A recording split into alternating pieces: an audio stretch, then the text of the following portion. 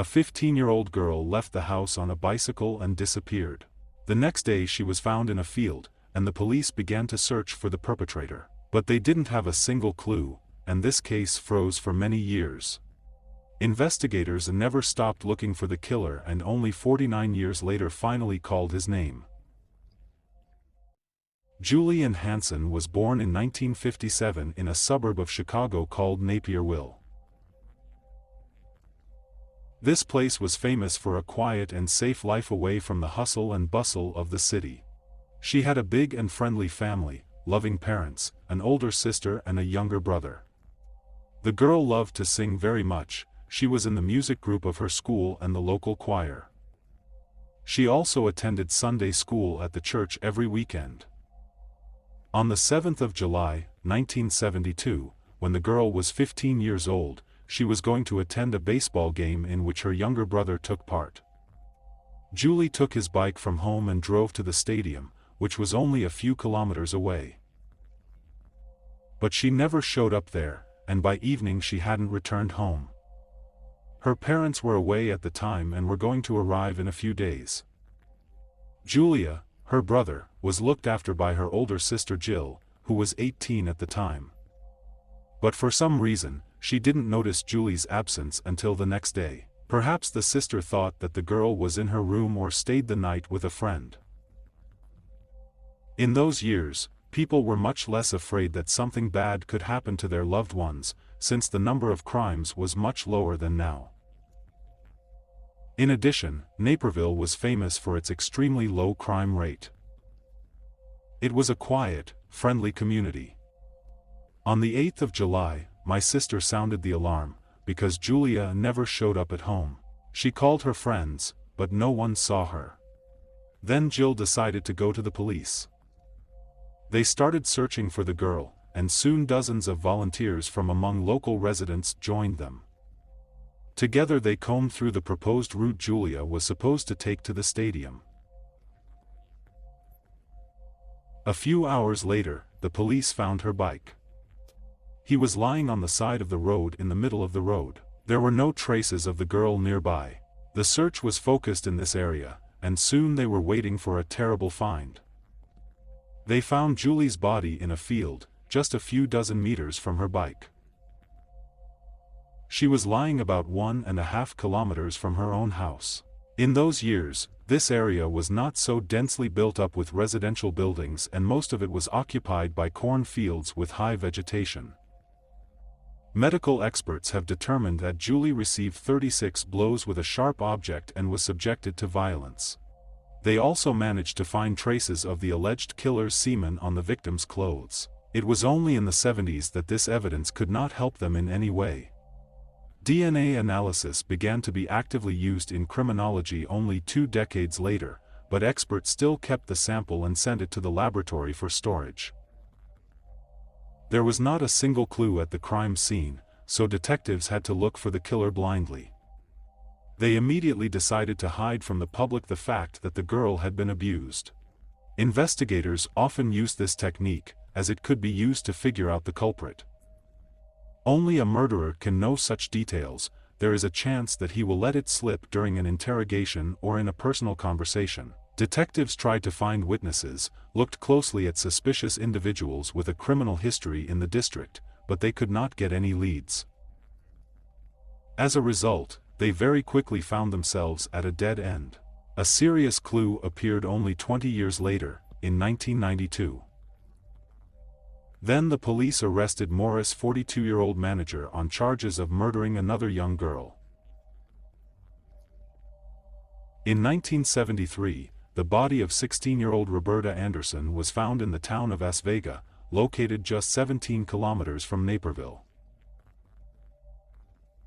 She received 60 blows with a sharp object and was subjected to violence, and a biological sample of the criminal was found on her body. Maurice was initially a suspect, but it was simply impossible to prove his guilt without DNA analysis. At that time, he lived near the victim and worked as a garbage collector. 2 days after the murder, the young man moved in a hurry, which only increased suspicion of him. After that, he got married and had 2 daughters. The family lived an ordinary, unremarkable life. In 1992, detectives reopened the case and obtained a DNA sample of Morris, which matched the sample found on Roberto's body. When the family members found out about this, they were shocked, because for them Morris was a loving and kind person. They were even more shocked after he confessed to the murder of Roberta. As a result, Maurice received from 100 to 200 years in prison. He was also accused of the murder of an 18-year-old girl in 1978, which occurred in the town of Glen Ellen. After a long investigation, Maurice also confessed to this crime. All of these locations were located in the suburbs of Chicago, as was Napier Villa. Moreover, the details of the murders very closely matched the case of Julie Hansen. A lot of blows with a sharp object, violence, even bodies were found at about the same distance from the victims' homes. Of course, the police could not miss such a chain of coincidences. The investigators in Julia's case were sure that Maurice was behind her murder, so they immediately requested a DNA analysis. The wait took a little more than a month, during which the man denied his involvement. To the surprise of the detectives, Morris's sample really did not match the material found on Julie's clothes. They no longer doubted that they would put an end to this 20-year investigation, but he was not involved. At some point, serial killer Gary Lucas confessed to the murder of Julie Hansen, but investigators did not really believe his words. The fact is that after his arrest, Lucas confessed to the murder of more than 100 people, of which 11 were finally able to prove. The man often took responsibility for other people's crimes, but after a short conversation with detectives it became clear that he had nothing to do with these cases. Since then, the case has gone into the back burner again. The police continued to work on him. According to detectives, they had new leads and suspects, but they all led to a dead end. At some point, the attention of the police was attracted by a man named Bruce Lindell, a serial killer and rapist who operated in the 70s and 80s suburbs of Chicago. He was accused of 12 murders, but could prove only 2. His handwriting also matched Julie's murder. The criminal inflicted many blows with a sharp object, after which he subjected the victims to violence. Lindell himself died in 1981. He attacked an 18-year-old boy, but he resisted. While the criminal was stabbing him, he accidentally wounded himself and died on the spot. In 2000, his DNA sample was compared with a sample from the Julie case, but they did not match. Another year has passed. In June 2021, the Naperville Police Department organized a press conference at which detectives made a loud statement.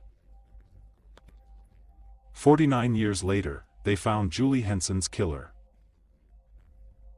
It turned out to be 76-year-old Barry Lee Welpley. The man was arrested and charged with murder. At a press conference, detectives told how they managed to get to this man. It turned out that in 1972, when he was 27 years old, Barry lived only 1.5 kilometers from Julie's house. In all 49 years of investigation, he has never become a suspect. The police didn't even know about his existence. Barry worked as a welder all his life, was married 3 times and had 2 daughters. At the time of his arrest, he and his wife lived in another state. Detectives would never have been able to reach him, but modern technology allows them to solve cases in a different way. They decided to send a DNA sample of Julia's killer to a special laboratory that deals with genetic genealogy. It was the last chance to find out the truth. They had to hand over the entire sample, which weighed 1/1,000,000th of a gram. Despite being stored in the laboratory, this tiny piece of evidence deteriorated over time and lost its properties, which only complicated the work of an expert. Based on the DNA sample, they searched for possible relatives of the owner, after which investigators joined the case. Most often, they are given lists of thousands of people from the laboratory who may have a family connection with the criminal. Police officers have to filter out unsuitable options for many months and trace those that seem promising to them. When searching for relatives using a DNA sample, not only the FBI registry with previously convicted people is used, but also several public databases. Anyone can upload their DNA sample to them to find lost relatives. Someone from Barry's family did this, thanks to which detectives finally identified him. At the moment, he is in custody awaiting trial. Bail is set at $10 million. Given that his DNA was on the victim's clothes, Barry has virtually no chance of escaping punishment. However, during the investigative actions, some problems have arisen that delay the trial. According to the lawyer in the bar, the police violated the law during the search of his house. Firstly, they did not read him his rights, but at the same time they asked the suspect questions. Secondly, when Barry's wife came home, the police recorded their dialogue with her husband on their chest cameras, which was also a violation. Because of this, the judge had to exclude these records from the case file, but they would not have played a special role anyway. The only problem is that such moments greatly delay the trial and Barry, due to his age, may not live to see the verdict. Unfortunately, Julie's parents never found out who was responsible for her death. The girl's father died in the year 2009, and her mother died in the year 2019. Her brother and sister, on the contrary, attended the press conference and thanked the investigators for their work. They have long since given up hope that the truth will ever come out. As for Barry, his relatives were shocked by such news. They had no idea that a loving family man could keep such a terrible secret for 49 years. He also has an absolutely clean criminal history, but investigators fear that the man could have killed someone else. Now they are reviewing other crimes committed in that area and trying to find similarities. Thus, modern technologies make it possible to calculate the criminal even in cases where not a single clue has been found for half a century. On the other hand, the killer lived up to 76 years at large, enjoyed the respect of his friends and the love of his family. Even if he is sentenced to life in prison, he will not spend much time there. Share your opinion about this story in the comments and don't forget to like it if you liked the video. I also recommend that you subscribe to our Telegram channel, where criminal news is published without censorship. Link in the description. Thanks for watching.